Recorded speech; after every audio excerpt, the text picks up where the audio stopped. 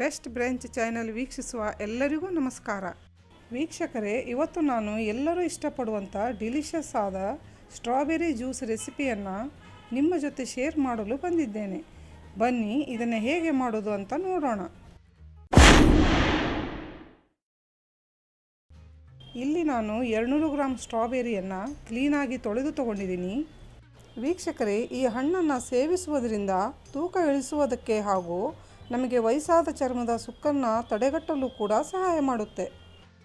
ಇದನ್ನು ಸಣ್ಣ ಸಣ್ಣ ಪೀಸಸ್ಸನ್ನಾಗಿ ಕಟ್ ಮಾಡೋಣ.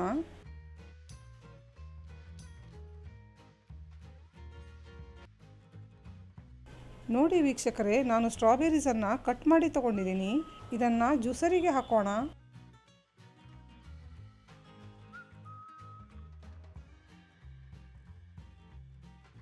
ಎರಡು ಚುಟಿಕೆಯಷ್ಟು ಉಪ್ಪು, ಲಿಂಬೆಹಣ್ಣಿನ ರಸ 2 ಟೀ ಸ್ಪೂನ್,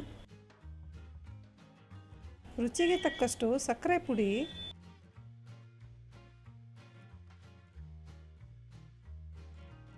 ಇವಾಗ ಮೊದಲು ನೀರು ಹಾಕದೇನೆ ಗ್ರೈಂಡ್ ಮಾಡ್ತೀನಿ.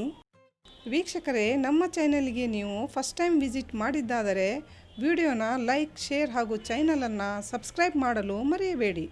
ಹಾಗೂ ಪಕ್ಕದಲ್ಲಿರುವ ಬೆಲ್ ಐಕನನ್ನು ಕೂಡ ಕ್ಲಿಕ್ ಮಾಡಿ. ಅದರಿಂದ ನಾವು ಬಿಡುವ ಹೊಸ ರೆಸಿಪಿಯ ನೋಟಿಫಿಕೇಷನ್ ನಿಮಗೆ ಬರುತ್ತೆ. ಇಲ್ಲಿ ನಾನು 300 ml ನೀರನ್ನು ಹಾಕ್ತಿದ್ದೀನಿ. ನಿಮಗೆ ಜ್ಯೂಸಿನ ಥಿಕ್ನೆಸ್ ಎಷ್ಟು ಬೇಕೋ ಅದರ ಪ್ರಕಾರನೂ ನೀವು ನೀರನ್ನು ಆ್ಯಡ್ ಮಾಡ್ಕೋಬೋದು.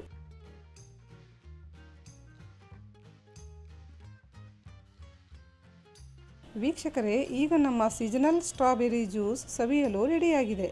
ಇದನ್ನು ನೀವು ಕೋಲ್ಡಾಗಿಯೂ ಸರ್ವ್ ಮಾಡಬಹುದು ಅಥವಾ ಹಾಗೇನೂ ಸರ್ವ್ ಮಾಡಬಹುದು. ಮುಂದಿನ ಸಂಚಿಕೆಯಲ್ಲಿ ಇನ್ನೊಂದು ಹೊಸ ರೆಸಿಪಿಯೊಂದಿಗೆ ಮತ್ತೆ ಸಿಗೋಣ.